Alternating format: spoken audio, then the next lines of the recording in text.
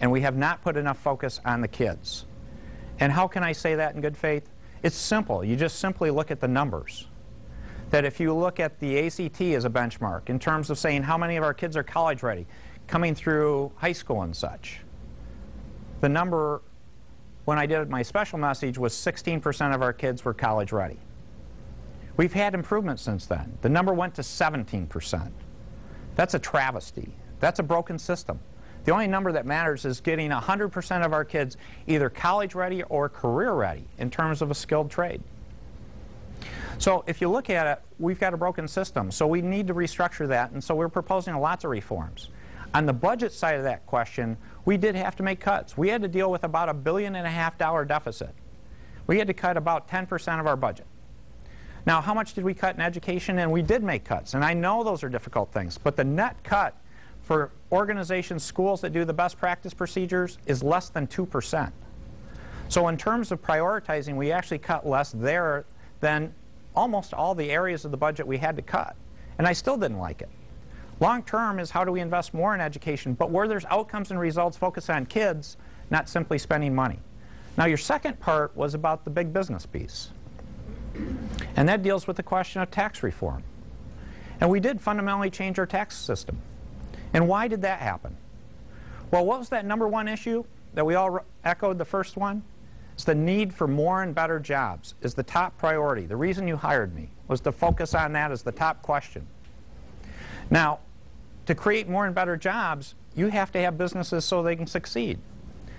In Michigan, we've had the dumbest tax in the United States, called the Michigan Business Tax. It was fundamentally unfair. If you think about it, most people don't recognize how our tax system works. And basically, this was a second tax, a double tax on most of our small business people. Most people don't understand that if you're a normal business person, you're a small, medium business person, those people are already paying the personal income tax just like you and me are on our salaries and wages. Now, we had actually put the Michigan Business Tax on top of that.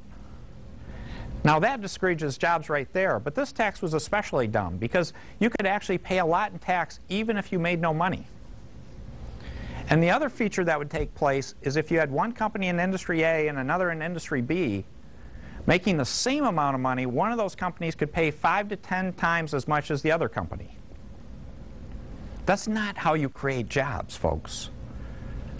And so the issue is let's get that undue burden off our employers, those small business people, the people in our neighborhood, and say, isn't it fair that they pay the same tax you and I pay? Isn't it fair they pay the same tax on their earnings and their business that you pay on your salary and wages? That's what we have achieved with our tax reform. And when you talk about the big company piece, the large corporate piece, I can tell you, they didn't get a tax break. They're actually paying as much or more than they paid under the old system because we wiped out all the loopholes, all their credits in the future. We're honoring credits we've given, but in the future, they're paying at a 6% rate, which is higher than the individual rate. So what we did was take a broken system to get to simple, fair, and efficient. So they did have a reduction, but you have to ask where they started from, and they didn't start from a fair starting point. We were asking the people that create jobs to more than carry the load, and now let's get that out of the way so now they can go create jobs. Let's stick with education, and in fact we want to come back to taxes in a minute too, but we have another question on education. Brian?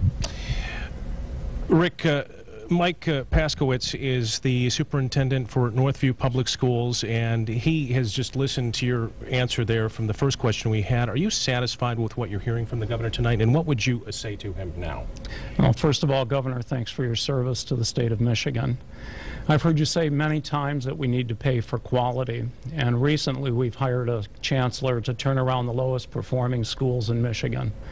The cost of that hire is approximately $1.5 million in salary and bonuses over 4 years. In Kent County, the majority of the school districts meet or exceed the state standards that have been set about by this legislature, including the new standards by the state board. Yeah. Yet in Northview, like many of our other districts, what we've done is we've seen an increase in the percentage of kids who are having at-risk factors at play.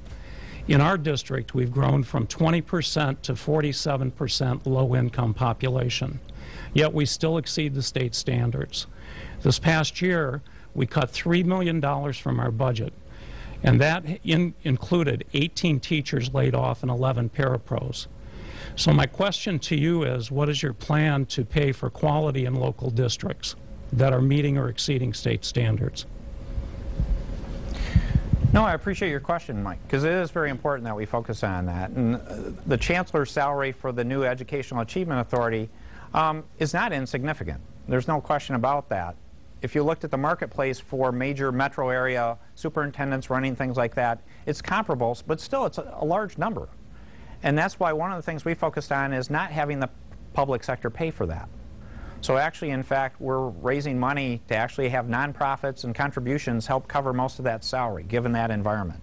So that is something I am very sensitive to, and that is a challenge. But to go to your point specifically about districts that are doing well, that's one of the things we're trying to do. As you saw, we put in best practice parameters for school districts, and we've done it for local government to say, here's a reward structure for the districts that are doing the best work, showing the greatest achievement with their students. And you're going to see that philosophy continue year after year, that we're going to do it gradually. But one thing I'd like to see, as we have additional resources, as we're investing more back into our schools, is to have it somehow tied to performance.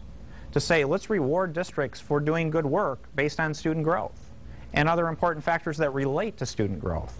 And actually reinforce that behavior, because I want districts that are doing well to be the role models. The other thing we're doing, in addition to doing the reward structure, is, if you've noticed, we actually ask for plans and innovations on what districts are doing and schools are doing, as well as local jurisdictions. Because I want to get innovation and entrepreneurship going in school districts, where we have people trying new ideas and new thoughts and then sharing those with other districts and places around the state, so we can all learn from one another and do better. Because we've got a lot of great, smart people. And how do we make that happen across the state? By learning from one another, regardless of whether we're in West Michigan or Metro Detroit or in the UP. Thank you, Governor.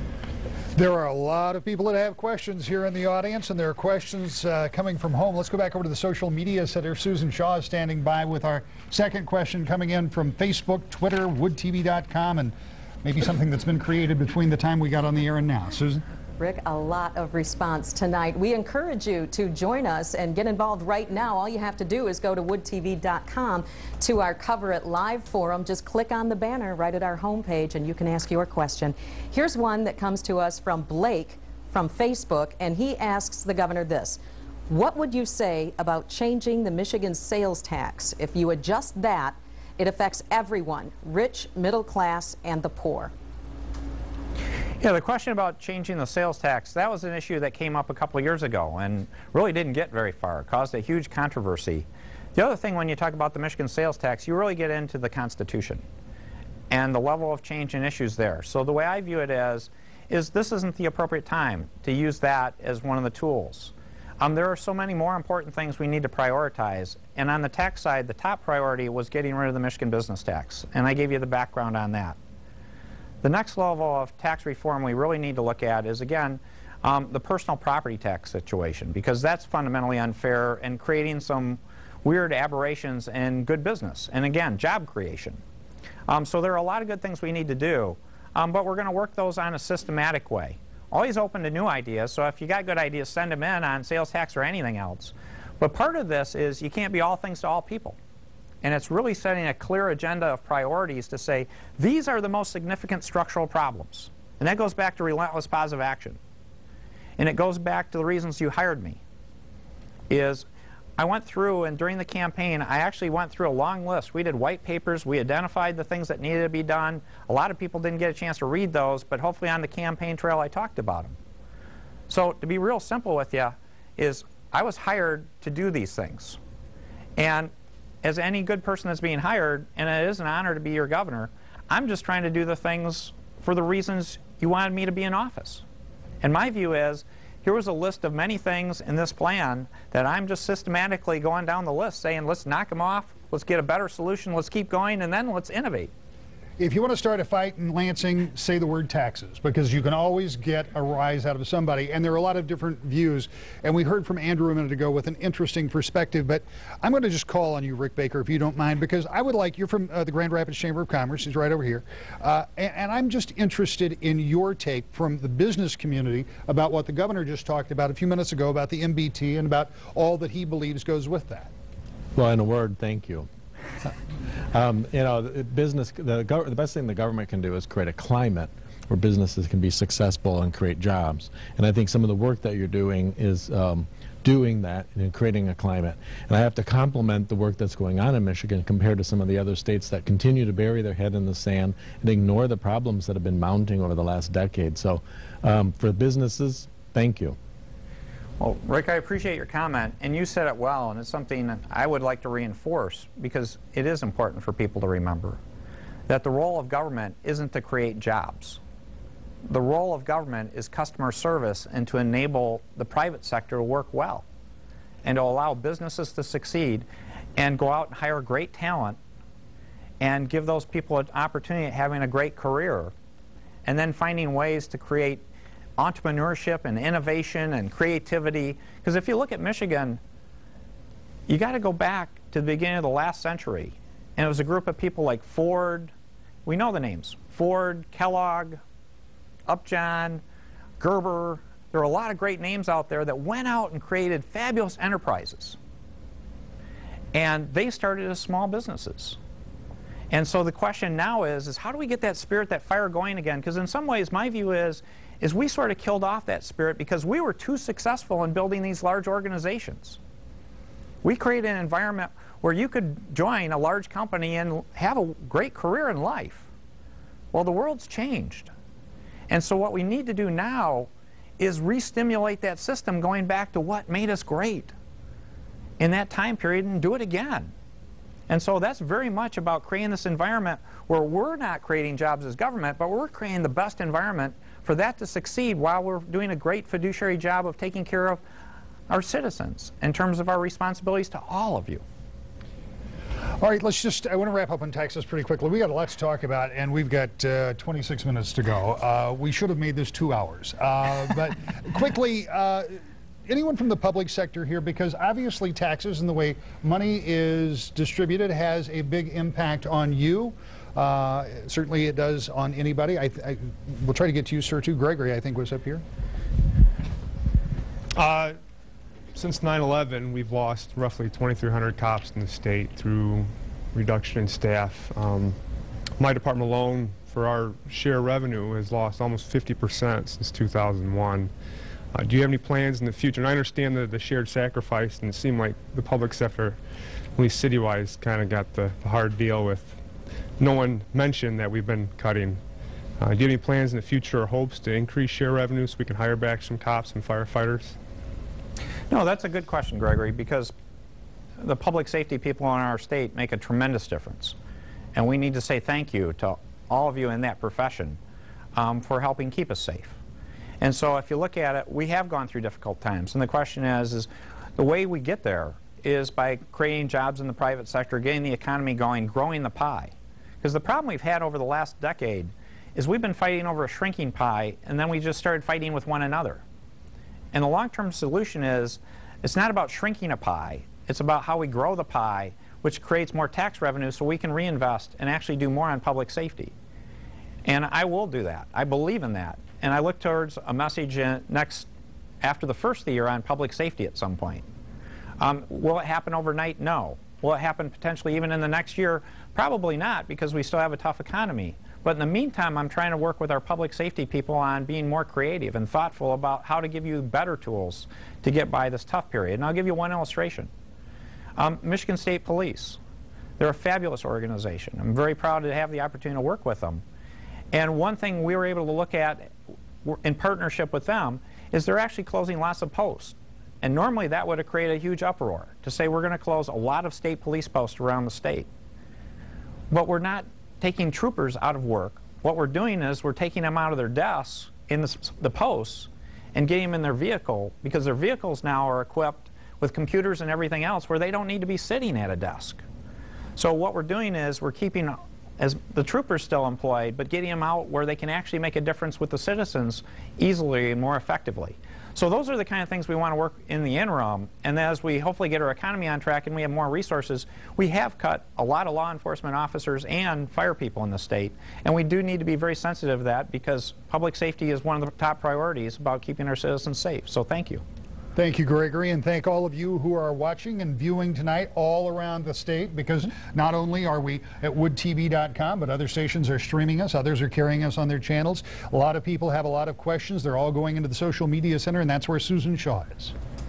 Rick, I'm in here at the Social Media Center with Tim Steele, Rachel Van Gilder. They're talking with people on Cover It Live right now. We're also monitoring Facebook, our Facebook page, and we have a lot of questions coming in. This one is from Carl, and he says this: why did you gut Michigan's fabulous film tax incentive program when it presented the opportunity for a new, exciting, and successful industry in the state? A shot in the arm it desperately needed. Well, I appreciate your question. To put it in context, the film credit has created some jobs. There's no doubt about it. The question is, at what price? And it really comes down to a case of, we created a credit that essentially gives someone 42 cents on the dollar, where the state writes a check for 42 cents on the dollar of their costs. Now, we've got some business people here, and if I went to any business person to say, would you do business in our state if I paid 42 cents of your costs, they would tell me that was the dumbest question they've ever been asked. Because it's not cost efficient. It's a waste of resources in relationship to how much you're getting. Again, it does create jobs, no doubt, but at a very high price. And I'll give you an illustration. As an alternative, one of the first things I argued for was Pure Michigan funding, to fund Pure Michigan. And if you look at the relative analysis, Pure Michigan actually generates more tax dollars than it costs, where the film credit gets you 10 or 20 cents on the dollar back. So in a relative sense, between investing in Pure Michigan and the film credit, Pure Michigan's an easy decision. The film credit is a losing proposition, although it does create some jobs. Now, what we've tried to do with the film credit is there are actually credits for the next 2 years that have already been issued that we're going to honor. So there is a reasonable amount of film business. But we also allocated $25 million to work on the program, but we changed the statute. So instead of requiring it to pay 42 cents on the dollar, we can pay up to 42 cents on the dollar, which now gives us the flexibility to negotiate. And there are a lot of films all around the country looking for incentives. And I can tell you, pretty much across the board, the other states in the country have either backed away or dramatically reduced their film credit offerings because it didn't pay for them either. So in fact, what I would see out of that $25 million with the up to provision is it could be worth 50 or 75 or even more of what would have been under the old program at 42 cents on the dollar. So it's smart investing instead of simply writing checks without a very good return, although it can have some excitement and some value. It wasn't good enough for what we deserve, particularly when you're in tough budget times and we have other options about keeping dollars in taxpayers' pockets or doing good things like Pure Michigan. One of the things that I suspect will come up this fall, in addition to some of your special messages, one of which we will talk about in just a couple of moments, is a discussion that we've already dedicated an hour to with Lieutenant Governor Brian Calley and Matt Maroon talking about a new international crossing. They were at some disagreement. I suspect that there are folks here that may have questions about a new bridge. Anybody want to come up with a question on the bridge? I know we saw somebody earlier. Well, Rick, I don't really want to go back to you again. I tell you what, give me, I don't see a lot of interest here. The reason I wanted to bring it up is this, is it will come up this fall. So give me 20 seconds. Sure. The bridge, ultimately it's about jobs and international trade. And people wonder, why are you building a bridge over in Detroit? What do we care in West Michigan? Well, I can tell you the percentage of jobs that are tied to international trade is higher in West Michigan in this area than it is in Metro Detroit. The other thing I'll tell you about this bridge in particular, it's a great economic deal for our state. There is no taxpayer dollars being committed to this.